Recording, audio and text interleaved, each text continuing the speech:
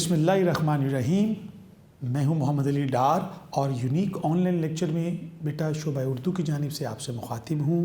یقیناً آپ تمام بچے اپنے گھروں میں بالکل خیر و عافیت سے ہوں گے، اور بیٹا ہماری دعا بھی ہے کہ اللہ تعالیٰ آپ تمام بچوں کو اپنی حفظ و امان میں رکھے۔ عزیز طلباء، آج ہم اپنا ایک نیا ٹاپک کلاس میں پڑھیں گے۔ آج ہم چلیں گے حصہ غزل کی طرف، اور حصہ غزل میں آج ہمارے جو شاعر ہیں وہ ہیں حسرت موہانی، اور ان کی آج ہم پہلی غزل پڑھنے جا رہے ہیں، اور آج اس سلسلے کا حسرت موہانی کے غزل کا پہلا لیکچر ہے۔ اس لیکچر میں بڑی خوبصورت غزل حسرت موہانی کی جو آج آپ پڑھ رہے ہیں، آپ اپنی کتابیں نکالیے اور دیکھیے کہ حسرت نے کس طریقے سے ایک خوبصورت انداز میں یہ کلام ہمارے سامنے رکھا، اور اس کی ہم ایک ایک کر کے ہر شعر کی تشریح و توضیح کرتے ہیں۔ آئیے اپنے لیکچر کی طرف بڑھتے ہیں، بسم اللہ کرتے ہیں۔ بسم اللہ الرحمن الرحیم۔ ابتدا ہے رب جلیل کے بابرکت نام سے، جو تمام جہانوں کا پالنے والا ہے۔ Unique group of institutions Lahore کے آن لائن لیکچر میں بیٹا آپ تمام بچوں کو خوش آمدید، ویلکم۔ اردو سال اول انٹرمیڈیٹ پارٹ 1 میں بیٹا ہم پڑھ رہے ہیں آج کے اس لیکچر میں حصہ غزل۔ حصہ غزل میں بیٹا اس سے پہلے ہم مختلف شعراء کا کلام ڈسکس کر چکے۔ آج ہم جس عظیم شاعر کو پڑھنے جا رہے ہیں وہ ہیں جی حسرت موہانی۔ ان کا دور 1875 سے 1951 کے دوران ہے، یعنی 1875 سے لے کر 1951 تک، یعنی تقسیم ہند سے قبل اور پھر تقسیم ہند کے بعد کا زمانہ آپ کا دور ہے، آپ کا ایرا ہے، آپ کا عہد ہے۔ حسرت موہانی کی یہ پہلی غزل ہم پڑھنے جا رہے ہیں، اور آج اس کا یہ پہلا لیکچر ہے۔ حسرت موہانی کا اصل نام سید فضل الحسن تھا۔ اپنے کلام میں حسرت کو بطور تخلص استعمال کیا۔ آپ بھارت کی ایک ریاست اودھ کے ایک قصبے موہان میں پیدا ہوئے، یعنی آپ کا تعلق موہان سے تھا، اور اسی وجہ سے آپ کے نام کے ساتھ موہانی کا لفظ استعمال ہوا، یعنی آبائی قصبے کا نام آپ کے نام کا جز بنا، اس لیے آپ کو حسرت موہانی کے نام سے جانا اور پہچانا جاتا ہے، اور حسرت موہانی جو ہیں وہ شہرت کی بلندیوں پر پہنچے۔ بچپن ہی سے حسرت موہانی کو، سید فضل الحسن کو شعر و شاعری سے بڑا ہی لگاؤ تھا۔ آپ بہت سے شعراء کا کلام پڑھتے اور ان سے فیض حاصل کرتے۔ کلاسیکی شاعری کو آپ کے مزاج کا حصہ بنی۔ کلاسیکی شعراء سے آپ نے فیض حاصل کیا، بلکہ حسرت خود کہتے ہیں اپنے ایک شعر کے مصرعے میں کہ طبع حسرت نے اٹھایا ہے ہر استاد سے فیض، یعنی آپ نے میر تقی میر، غالب جیسے بڑے شعراء کو اپنا استاد تسلیم کیا اور ان کے کلام سے فیضیاب ہوئے۔ لیکن حسرت کا کمال یہ ہے کہ مختلف اساتذہ سے شعر و سخن کے مزاج کو سمجھنے کے بعد آپ نے اپنے رنگ میں شاعری کی ہے۔ آپ کا ایک اپنا مزاج ہے، ایک قلندرانہ روش ہے آپ کی شاعری میں۔ آپ کے کلام میں ہمیں شیرینی، سوز و گداز، نکتہ آفرینی، مجازی اور حقیقی رنگ کے ساتھ ساتھ سیاسی رنگ بھی نظر آتا ہے، کیونکہ یہ غلامی کا دور تھا۔ 1857 کی جنگ آزادی کے بعد برِ صغیر پر انگریز کا ناحق قبضہ تھا۔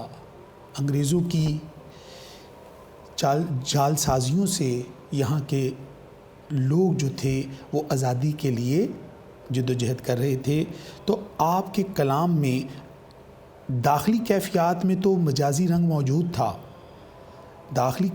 آپ کی داخلی کیفیات میں تو ساری کیفیات موجود تھی، لیکن خارجی اثرات کو بھی آپ نے اپنی شاعری کا حصہ بنایا اور سیاست میں خود بھی عملی طور پہ حصہ بھی لیا۔ آپ تحریک آزادی کے ساتھ منسلک ہوئے، آزادی کی جد و جہد میں بھرپور کردار ادا کیا۔ کلام میں عاشقانہ رنگ اور سادگی کا عنصر تو نمایاں تھا، لیکن آپ وہ شاعر ہیں جنہوں نے غزل کو ایک نیا لہجہ عطا کیا۔ حضرت کی غزل میں سچائی اور عصر حاضر کی نمائندگی کرتی نظر آتی ہیں۔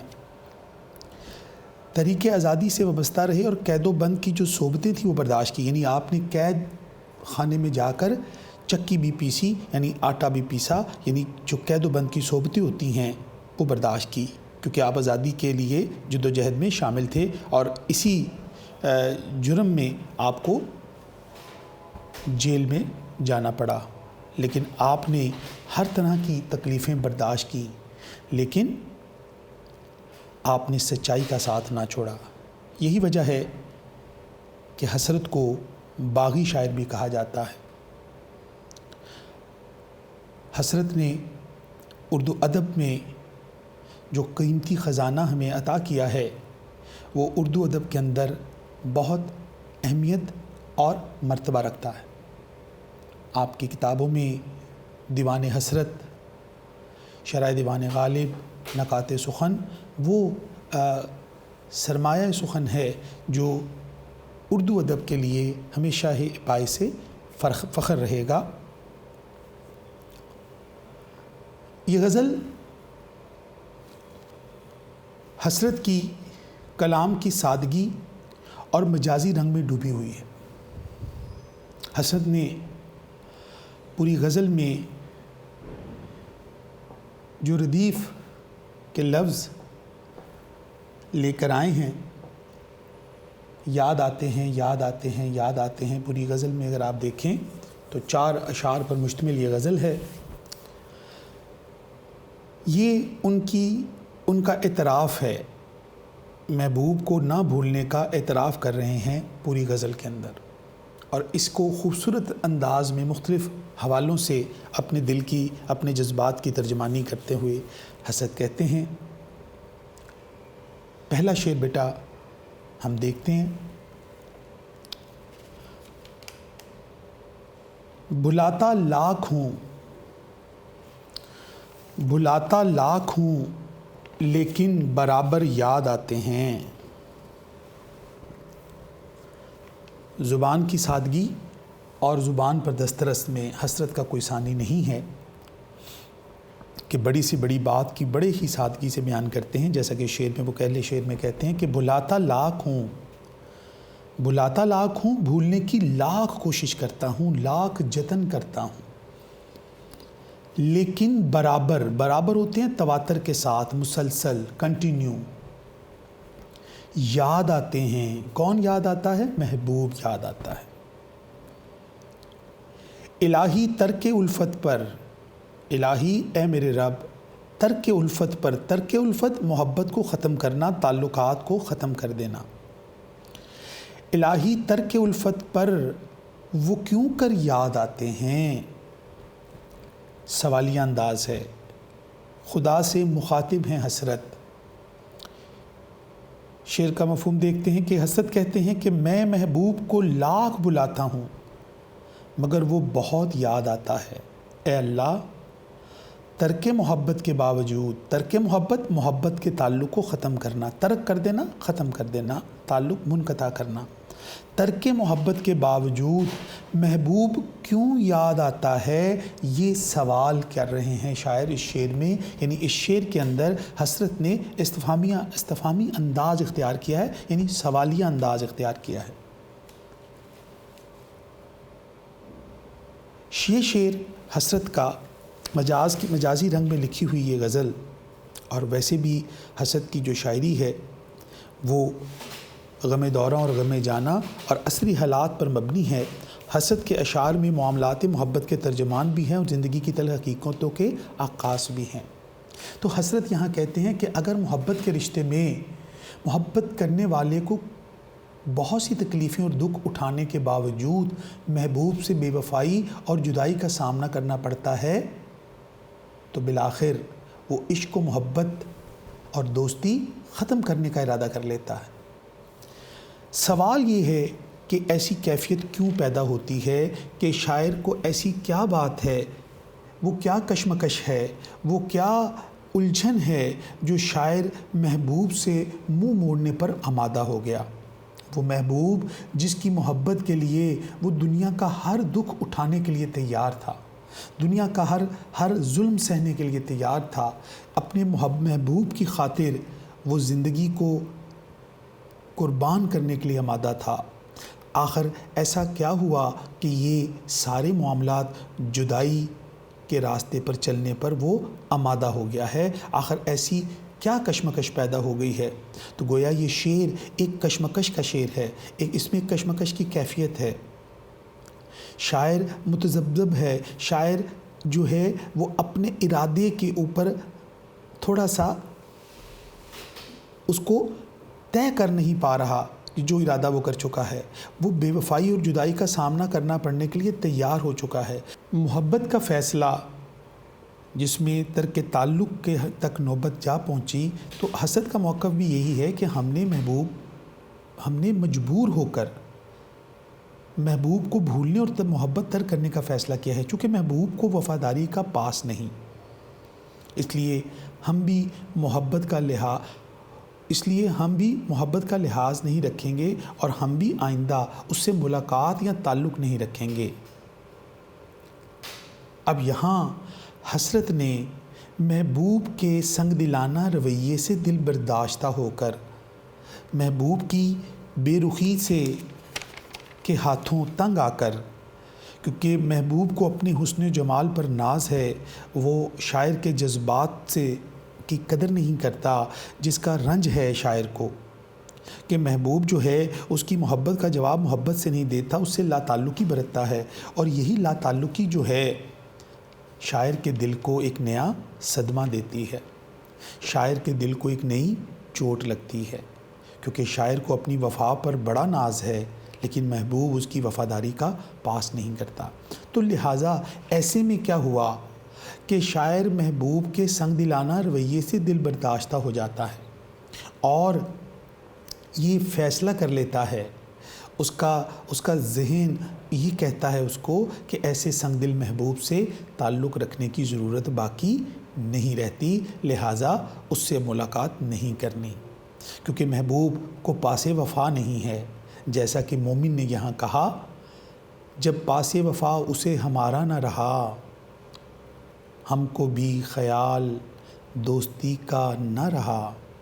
یعنی جب یہ فیصلہ شاعر نے محبوب کے رویے کی وجہ سے کیا ہے، اس نے پاس وفاداری نہ کرنے کی وجہ سے کیا ہے۔ اگر محبوب شاعر کی محبت کا جواب محبت سے دیتا تو کبھی بھی شاعر یہ گمان بھی نہیں کر سکتا تھا کہ جس کی خاطر وہ دن و رات اس کی محبت میں گرفتار ہے، اس سے کیسے تعلق توڑ سکتا ہے، جس کو ایک پل دیکھے بنا قرار نہیں آتا شاعر کے قلب کو، جس کو دیکھے بنا شاعر کو چین نہیں تھا۔ اس محبوب سے تعلق توڑنا کوئی آسان کام نہیں ہے۔ محبوب سے تعلق توڑنے کا فیصلہ محبوب کے رویے کی وجہ سے مجبور ہو کر کیا گیا ہے۔ تو شعر میں حسرت نے محبوب کی سنگ دلی کو بھی اشارہ دیا ہے اور شاعر کا اپنے محبوب کی خاطر محبوب کی سنگ دلی پر منہ موڑنے کی طرف اشارہ ملتا ہے۔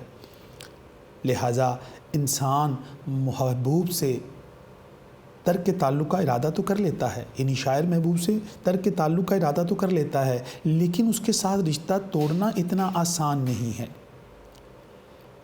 محبوب کے دکھوں، محبوب کے رویے اور اس کی بے وفائی اور بے حسی دیکھنے کے بعد ترک محبت کا فیصلہ کر لیا، لیکن ہم اپنے اس فیصلے پر قائم نہیں رہ سکے، بلکہ اپنے دل کے ہاتھوں مجبور ہو گئے۔ تعلقات کی نوعیت بعض اوقات بڑی عجیب و غریب ہوتی ہے، خاص طور پر ایسے تعلقات جن کی بنیاد محبت پر استوار ہو، جو خلوص وفاداری کی بنیاد پر قائم ہوں۔ وہ وقتی طور پر ٹوٹ بھی جائیں تو بھی ایک شخص دوسرے کی کمی بہرحال محسوس کرتا ہے۔ ایسے میں انسان ترک محبت کا ارادہ تو کرتا ہے لیکن اپنے محبوب کو بھول نہیں پاتا، بلکہ وہ اسے پہلے سے بڑھ کر یاد آنے لگتے ہیں۔ حسرت موہانی کا بھی یہاں یہی موقف ہے، یہی وہ کیفیت ہے، جیسا کہ غالب نے بھی کہا تھا کہ عشق پر زور نہیں ہے یہ وہ آتش غالب۔ عشق ایک ایسی آگ ہے جس پر زور نہیں چل سکتا، جس پر بس نہیں چل سکتا۔ شاعر کی عقل تو یہ کہتی ہے کہ محبوب کی سنگ دلی سے، بے رخی سے، بے تنائی سے دل برداشتہ ہو کر قطع تعلق کا فیصلہ تو کیا گیا ہے، سوچا تو گیا ہے کہ اب ہم اس کو بھول جائیں گے۔ بھولنے کے بعد کی کیفیت یہاں بیان ہو رہی ہے۔ فیصلہ تو کیا، بھولنے کی کوشش بھی کی، لیکن دل جو ہے وہ شاعر کے اختیار میں نہیں ہے۔ دل پر شاعر کا کوئی زور نہیں ہے۔ دل محبوب کو بھولنے کے لیے آمادہ نہیں ہے۔ جہاں تک انہیں ہم بھلاتے رہے ہیں وہ کچھ اور بھی یاد آتے رہے ہیں۔ اب جہاں جس حد تک شاعر یہ کوشش کرتا ہے کہ محبوب کو فراموش کر دے، اس کی آنکھوں کو، اس کی باتوں کو، اس کے چہرے کو، اس کی حسن و جمال کو، اس کی اداؤں کو اپنے دل سے نکال دے، لیکن دل اس معاملے میں بے اختیار ہے، کیونکہ جب دل کسی کی محبت میں گرفتار ہو جاتا ہے تو پھر وہ شاعر کے اختیار سے نکل جاتا ہے۔ تو مولانا تو یہاں موہانی کا، حسرت کا، اپنے رب سے اپنی بے چینی کا اظہار کر رہے ہیں، اپنی ذہنی کشمکش کا اظہار خدا کی بارگاہ میں پیش کرتے ہیں کہ اللہ تو مجھے بتا، میں محبوب کو جتنی بھولنے کی کوشش کرتا ہوں، میں جتنا اس کو بلانا چاہتا ہوں، اس کا نتیجہ یہ نکلتا ہے کہ وہ مجھے اس سے کہیں زیادہ بڑھ کر یاد آنا شروع ہو جاتا ہے۔ میرے دنوں رات اس کے خیالوں میں گزرتے ہیں۔ میں صبح اٹھتا ہوں تو اس کی آنکھوں کو تصویر میں لیے، اپنے تصور میں لیے اٹھتا ہوں۔ جب میں سوتا ہوں تو اس کی تصویر، اس کی باتیں، اس کی یادیں میری دل میں، میری آنکھوں میں گھوم رہی ہوتی ہیں۔ میں کوشش کرتا ہوں کہ یہ یادیں مجھے نہ ستائیں، اس کی باتیں مجھے یاد نہ آئیں، اس کا چہرہ میں بھول سکوں، لیکن میں اس کشمکش میں ہوں کہ مجھے چین اور قرار نصیب نہیں ہو رہا۔ اس سے تعلق توڑا تو اس لیے تھا کہ سکون آ جائے گا، قرار آ جائے گا، بے رخی برداشت نہیں کرنی پڑے گی، سنگ دلی کو سہنا نہیں پڑے گا، لیکن اس کے باوجود، میری لاکھ کوششوں کے باوجود میں اسے بھلانے میں کامیاب نہیں ہو سکا۔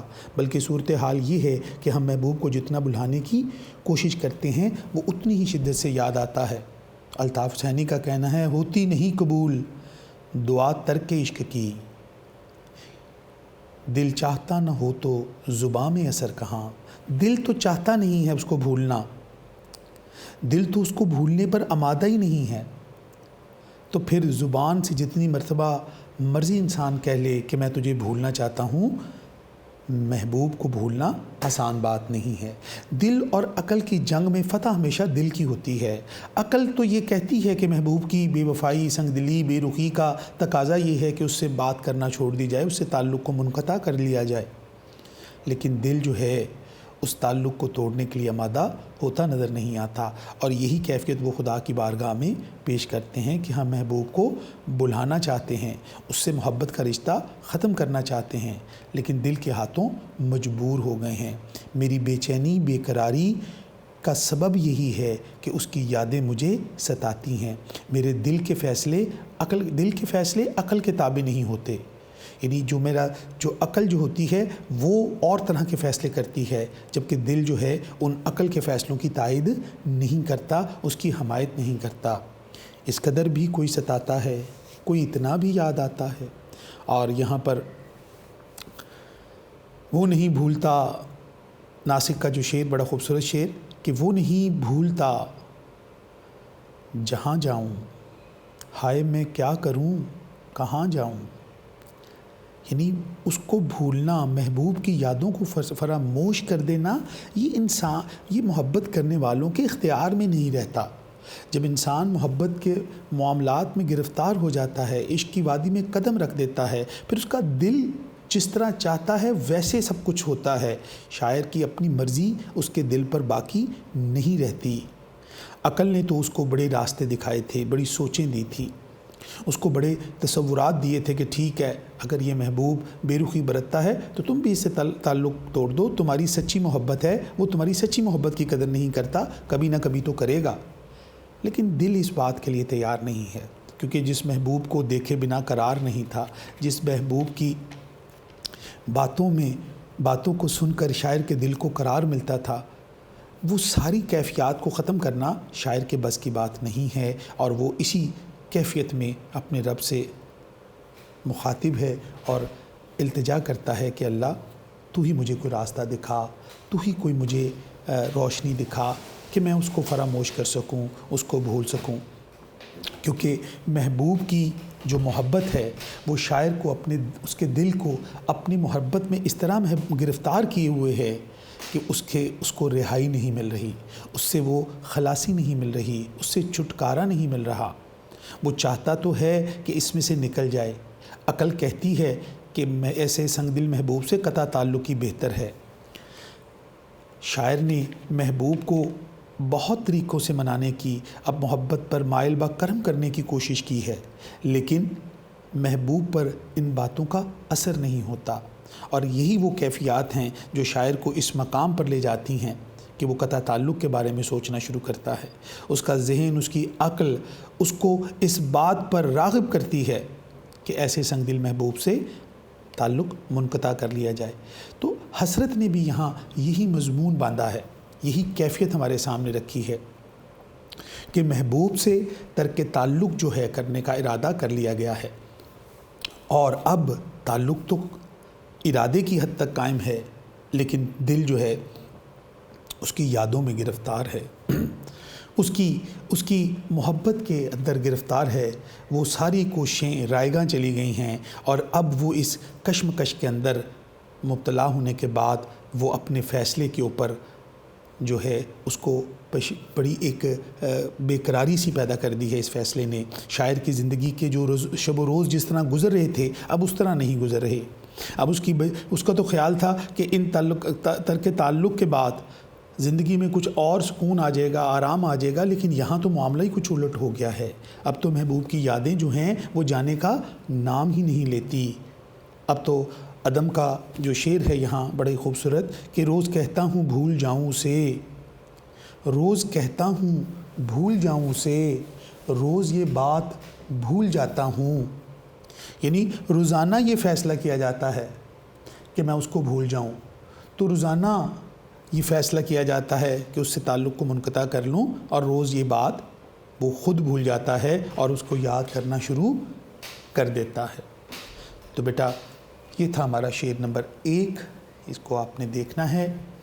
آگے بڑھتے ہیں دوسرے شعر کی طرف۔ دوسرا شعر، شعر نمبر 2،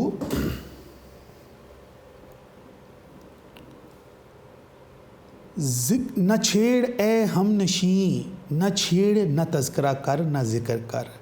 اے ہم نشیں، ہم نشیں کہتے ہیں جو دوست پاس بیٹھا ہو، پاس بیٹھے ہوئے دوست کو یا دوست کو جو آپ کے پاس بیٹھا ہے۔ نہ چھیڑ نہ ذکر کر نہ تذکرہ کر، اے ہم نشیں اے میرے دوست۔ کیفیت صحبا کے افسانے، کیفیت صحبا، صحبا کہتے ہیں بیٹا اعلیٰ درجے کی شراب کے افسانے، افسانے کہتے ہیں کہانیوں کو، قصوں کو۔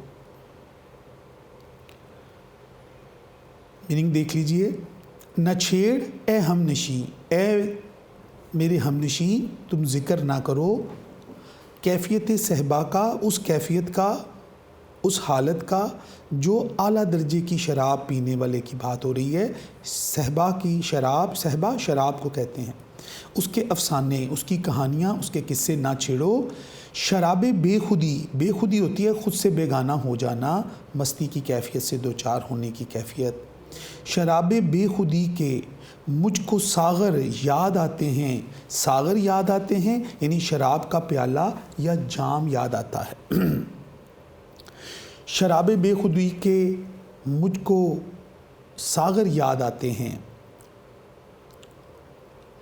شعر کا مفہوم دیکھیے بیٹا، اے ہم نشیں ہمارے سامنے شراب کی سرور کی کیفیت بیان نہ کرو، ہمیں بے خود کرنے والی شراب کے پیمانے یعنی پیالے اور جام یاد آتے ہیں۔ حسرت موہانی نے اس شعر میں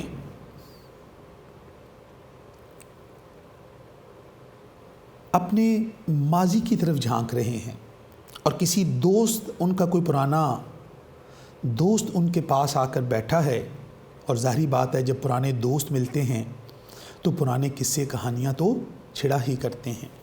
پرانے دوستوں کے ساتھ بیٹھ کر انسان پہ اپنی پرانی یادوں کو تازہ کرتا ہے۔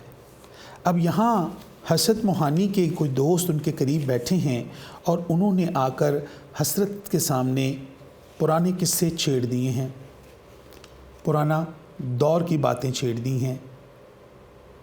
تو اب شاعر اس کو کہتا ہے کہ اے میرے دوست، تم میرے سامنے اس پرانے دور کی محفلیں جو کبھی ہم دوست اکٹھے بیٹھا کرتے تھے اور شراب اور سرور و مستی کی کیفیت میں مبتلا ہوتے تھے، اس کیفیت کے زمانے کی باتیں مجھ سے نہ کرو، کیونکہ جب تم اس دور کے قصے چھوڑو گے تو میرا دل و دماغ اپنے ماضی کی طرف چلا جائے گا، اور ماضی کی بہت سی یادیں، بہت سی چیزیں جو ہیں وہ مجھے یاد آنا شروع ہو جائیں گی۔ تو یہ شعر اس کیفیت کا شعر ہے۔ اس کیفیت کے شعر میں بیٹا ہم اس شعر کو اپنے اگلے لیکچر میں مکمل کریں گے۔ آج اس کے صرف اس شعر کے معنی و مفہوم آپ سے ڈسکس ہوئے۔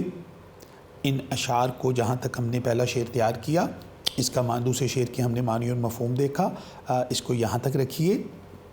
باقی اگلے لیکچر میں ہم اس شعر کو مکمل کریں گے۔ تب تک کے لیے مجھے اجازت دیجیے۔ اللہ نگہباں۔